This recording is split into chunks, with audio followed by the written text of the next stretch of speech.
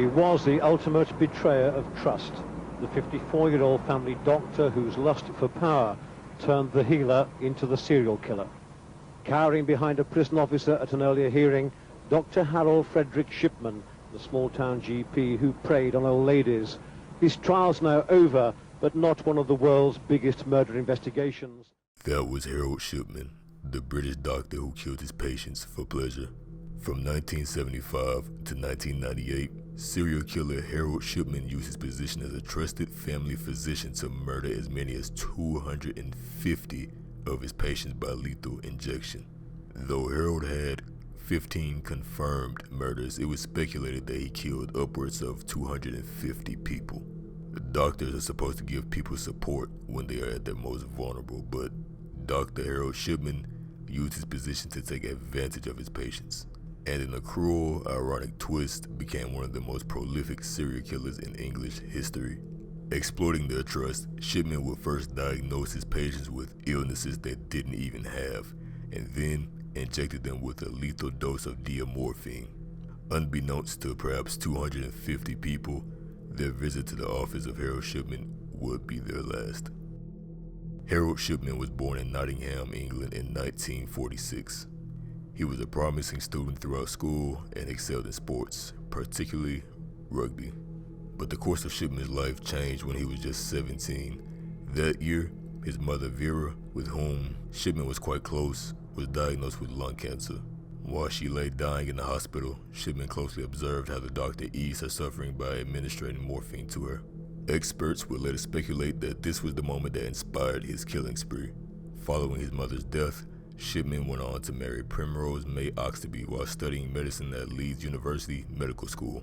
The couple had 4 children together, and from the outside, Shipman's life was the picture of normality. He graduated in 1970 and commenced life as a junior doctor, but he quickly moved up the ranks and became a general practitioner at a medical center in West Yorkshire. It was here in 1976 where Shipman first found himself in trouble with the law. The young doctor was caught forging prescriptions for Demerol, an opioid typically used to treat severe pain for his own use. Shipman had become addicted. He was fired from his job, and required to attend a rehabilitation clinic in York. Harold seemed to get back on his feet quickly and returned to work at Donnybrook Medical Center in Hyde in 1977.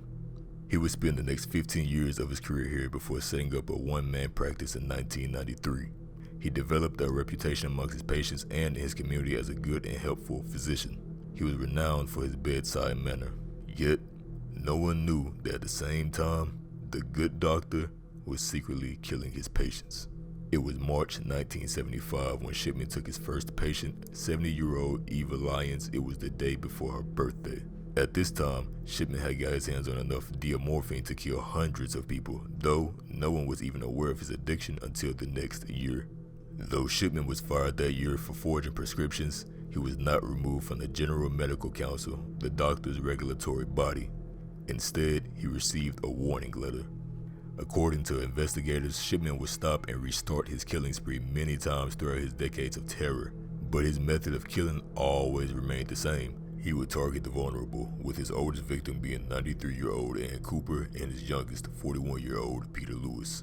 Then, he'd administer a lethal dose of diamorphine and either watch them die right there or send them home to perish.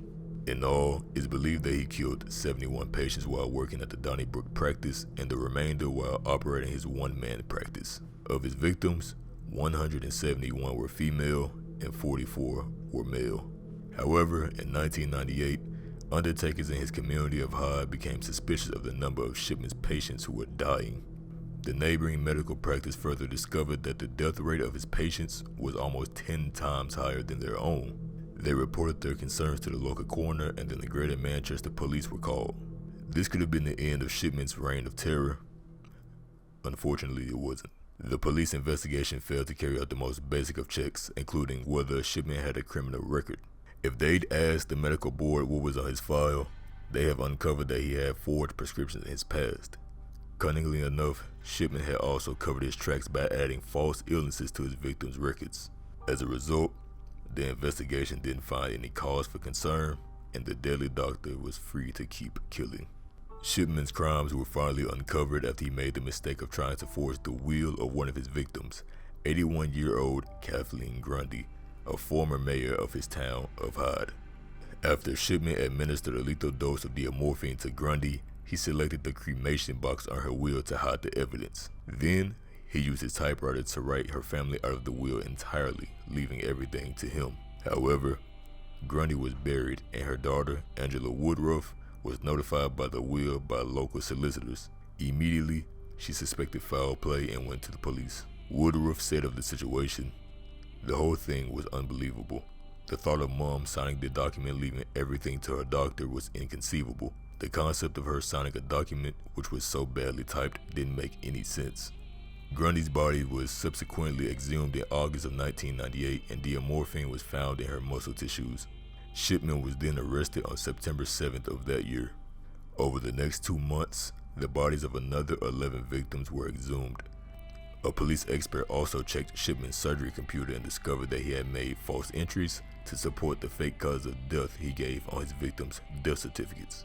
Simultaneously, Shipman insisted that Grundy was addicted to a drug like morphine or heroin and pointed to his notes as evidence of this.